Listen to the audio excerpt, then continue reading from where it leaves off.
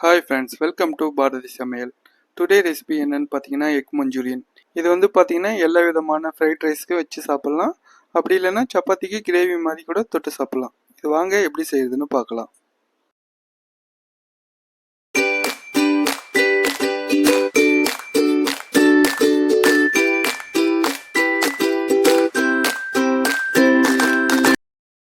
First வந்து ஒரு பாத்திரத்தில் வந்து முட்டை போட்டுட்டு நல்லா அவிச்சு எடுத்து வச்சுக்கோங்க. நான் இன்னைக்கு 5 முட்டை அளவுக்கு எடுத்திருக்கேன். லைட்டாக உப்பு சேர்த்திங்கன்னா முட்டை கொஞ்சம் நல்லா உரிக்கிறதுக்கு நல்லாயிருக்கும். முட்டை தோலை உரிச்சிட்டு இந்த மாதிரி நம்ம கட் பண்ணிவிட்டு உள்ளே இருக்க மஞ்சக்கருவை தனியாக எடுத்து வச்சுக்கோங்க. இந்த மாதிரி எல்லா முட்டையிலையும் தனித்தனியாக எடுத்து வச்சுக்கோங்க.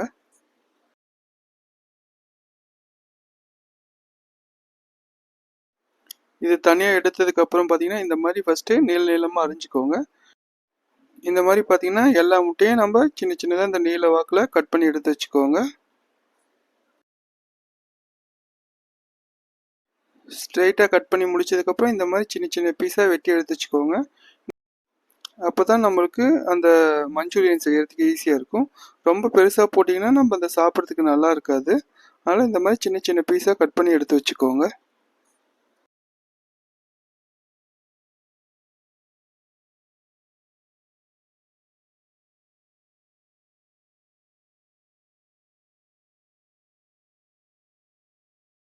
அடுத்தது பார்த்தீங்கன்னா பவுலில் வந்துட்டு ஒரு கப் அளவுக்கு மைதா மாவு, அப்புறம் 3/4 கப் அளவுக்கு சோள மாவு, அடுத்தது பார்த்தீங்கன்னா 1 டீஸ்பூன் அளவுக்கு காஷ்மீரி சில்லி பவுடர், அப்புறம் கோரியண்டர் பவுடர் வந்து ஒரு 3/4 டீஸ்பூன், பெப்பர் பவுடர் வந்து ஒரு 3/4 டீஸ்பூன். அடுத்தது பார்த்தீங்கன்னா சின்ன சின்னதாக கட் பண்ணி வச்ச எக்கு இதோட சேர்த்துக்கலாம். சேர்த்துட்டு கொஞ்சம் நல்லா கலந்து விடுங்க.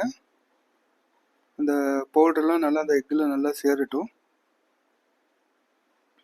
அடுத்தது பார்த்தீங்கன்னா இதோட கொஞ்சம் ஒரு லைட்டாக வந்துட்டு சால்ட்டு சேர்த்திக்கோங்க. ரொம்ப சேர்த்த வேண்டாம், லைட்டாக சேர்த்துனீங்கன்னாவே போதும்.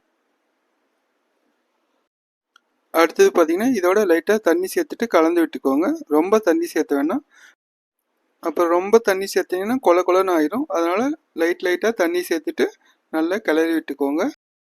இது வந்து பார்த்தீங்கன்னா சப்பாத்தி மாவு பிசையும் பார்த்தீங்கன்னா அந்த அளவுக்கு இருக்கட்டும். அப்போ தான் நம்ம அந்த எண்ணெயில் போட்டு பொரிக்கிறதுக்கு நல்லா இருக்கும்.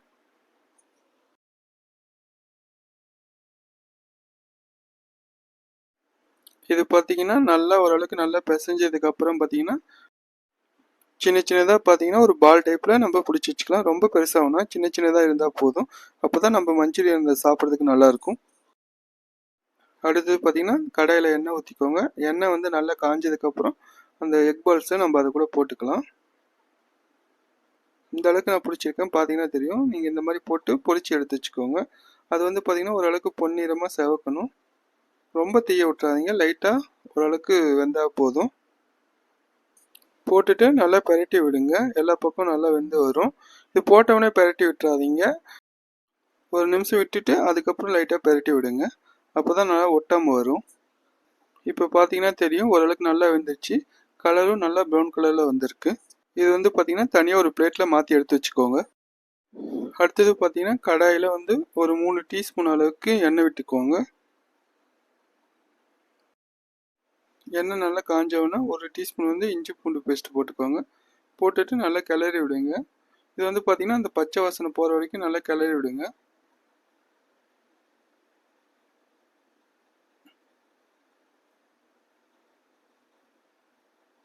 இப்போ பார்த்தீங்கன்னா ஓரளவுக்கு பச்சை வாசனை போயிடுச்சு. இந்த டைமில் வந்து பார்த்தீங்கன்னா நம்ம 3 வெங்காயம் இதோட சேர்த்துக்கலாம். இது வந்து பார்த்தீங்கன்னா சின்ன சின்னதாக அரிஞ்சு வச்சுருக்கேன். உங்களுக்கு எந்த அளவுக்கு வேணுமோ அந்த அளவுக்கு அரிஞ்சிக்கோங்க. சின்னதாக அரிஞ்சு சேர்த்துனீங்கன்னா நம்ம சாப்பிட்றதுக்கு நல்லா இருக்கும். இது வந்து பார்த்தீங்கன்னா ப்ரௌன் கலர் வரைக்கும் நல்லா வறுத்து வச்சுக்கோங்க.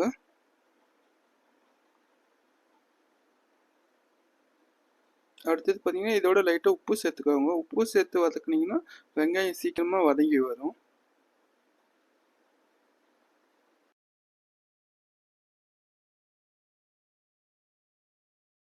இப்போ பார்த்தீங்கன்னா தெரியும், வெங்காயம் நல்லா வதங்கிடுச்சு. இந்த டைமில் பார்த்தீங்கன்னா 3 டேபிள் ஸ்பூன் அளவுக்கு டொமேட்டோ சாஸ் ஊற்றிக்கலாம். அடுத்தது பார்த்தீங்கன்னா 1 டேபிள் ஸ்பூன் அளவுக்கு சோயா சாஸ் ஊற்றிக்கலாம். அடுத்தது பார்த்தீங்கன்னா நான் சோள மாவை இந்த மாதிரி தண்ணி சேப்பில் கரைச்சி வச்சுருக்கேன். இந்த மாதிரி சேர்த்துனீங்கன்னா அந்த கிரேவி கொஞ்சம் நல்லா வரும். நம்ம அந்த ஃப்ரைட் ரைஸ்க்கு வச்சு சாப்பிட்றதுக்கு நல்லா இருக்கும். இந்த மாதிரி ஊற்றிட்டு நல்லா கிளறி விடுங்க.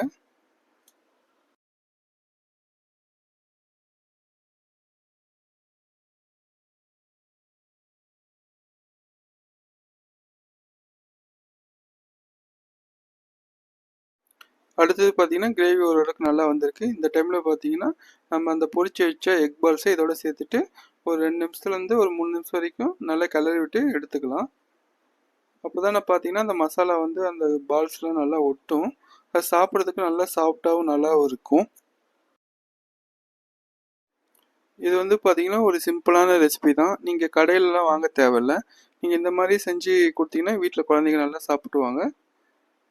இந்த மாதிரி நீங்களே வீட்டில் ட்ரை பண்ணி பாருங்கள். செஞ்சுட்டு கமெண்ட் பாக்ஸில் எப்படி இருக்குன்னு சொல்லுங்கள். Thank you friends.